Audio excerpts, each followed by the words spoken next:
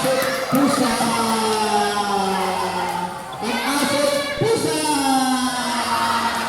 ay nagkalmutan. Nadamay si kuya. Pati si ate.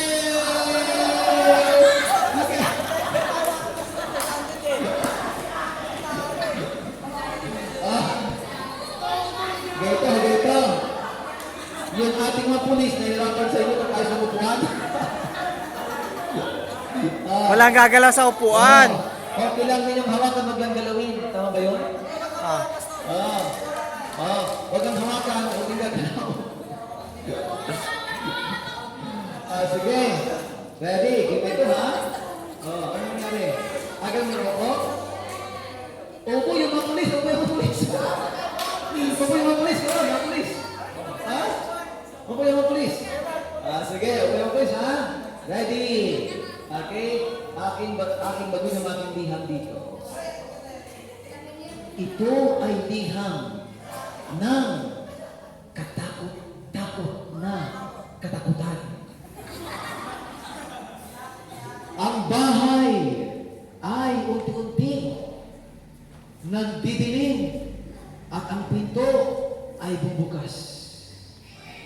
At doon sa may pintuan, biglang narinig ang ngiyaw ng pusa. Napatingin ang aso. Hindi niya nakakalayan. May labas na madilim. May anino. Doon, anino pala ni tatay. Nakita ni nanay ang aninong iyon. Siya'y natakot. Akala niya ay si kuya at si ate. At bigla umikit ang pintuan. Nyaw! Aw! Ng aso at pusa. Natakot sila. Ang buong pamilya. Subalit si nanay ay umiyak. Umiyak na rin si ate dahil sa takot niya sa bahay.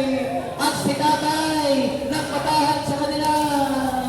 Nakatingin si aso at si pusa sapagkat ang buong pamilya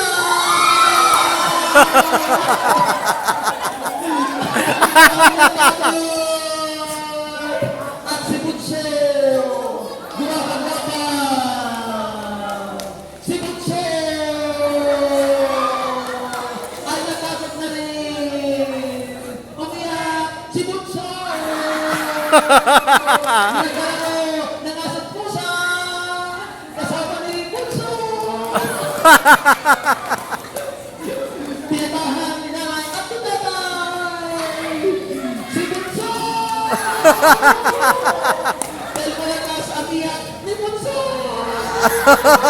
Na-stay ko ang pamilya.